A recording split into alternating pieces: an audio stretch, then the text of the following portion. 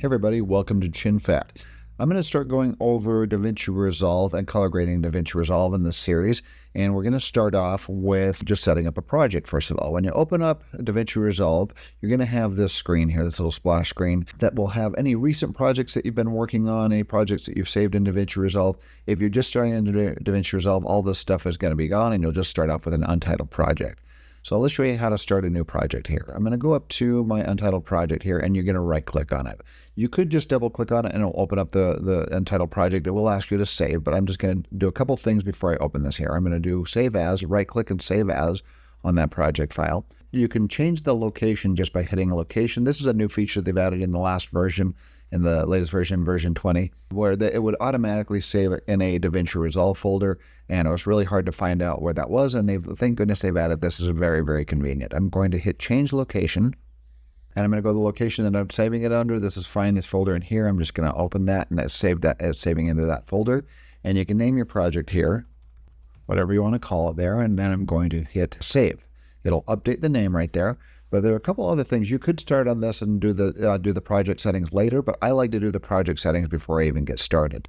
So I'm going to right click on this and I'm going to go to project settings.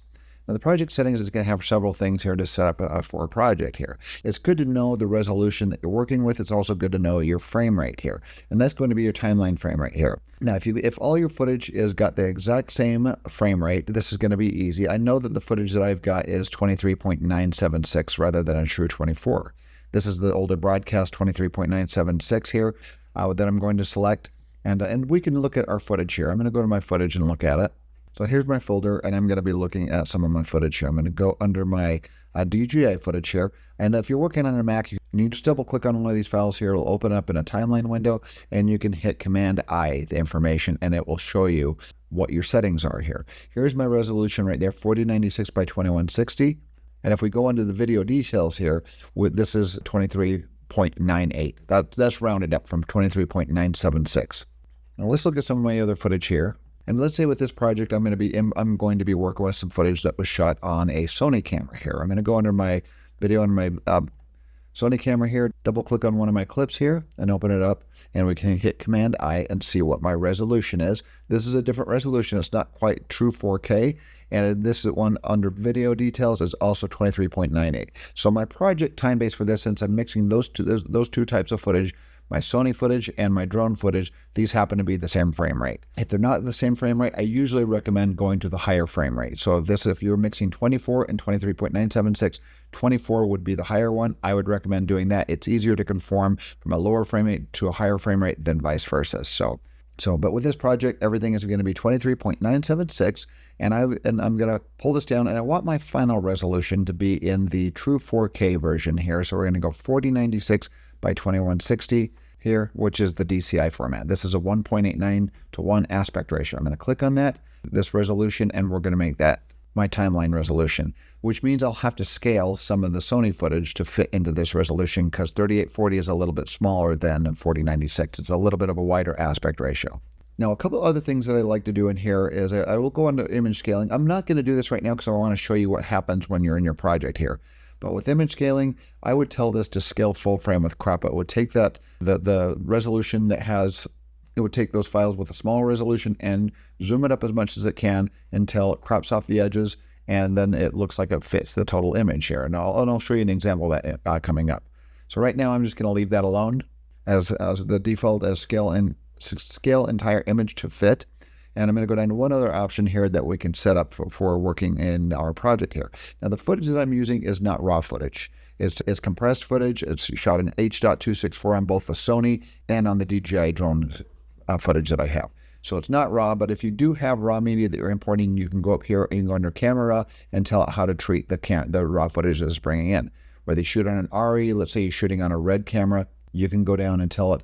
It will display a look that was shot in the camera if you want. But if you want to have a higher dynamic range, you can tell it to display the raw footage in a log format, which would be a very flat format, which give you a higher dynamic range if you know a lot about the manual color grading here. But I'm going to pull this down, and we're going to tell it not by red default or the metadata, which is the lot that they shot in, but we're going to choose the project here. And then we're going to tell it how to treat the raw footage that comes in here. So like I said, with this project, I'm not using red footage here specifically, but still, if you have red footage or RE footage or any other type of raw footage that you're working with, you can go in and change these settings, these raw settings. And with this, the most important thing that you can select in here is going to be the red log film under the gamma curve.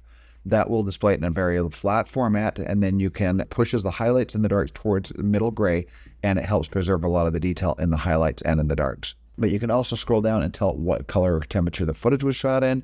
If you shot indoors, it's probably going to be 3200, and you can tell it what your basic ISO is as well. If this footage was shot in 800 ISO, you can tell it to use 800 ISO, the color, temperature, and and we're going to tell it to display in red log film gamma curve here.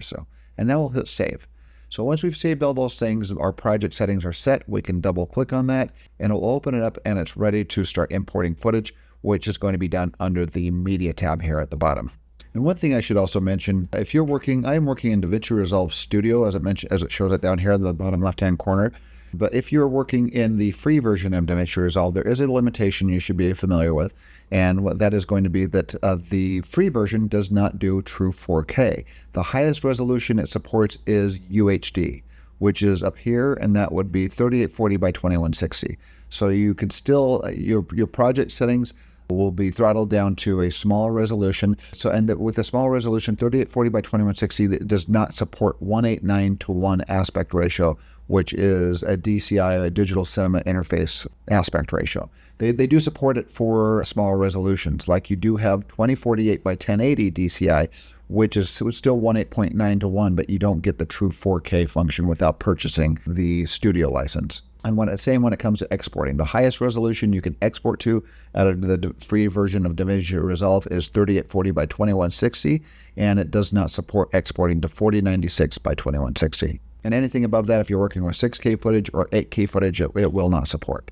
But you're still able to edit that footage and use that footage inside of Davinci Resolve, but it will down-res it to a lower resolution, to at least 3840 by 2160 or lower.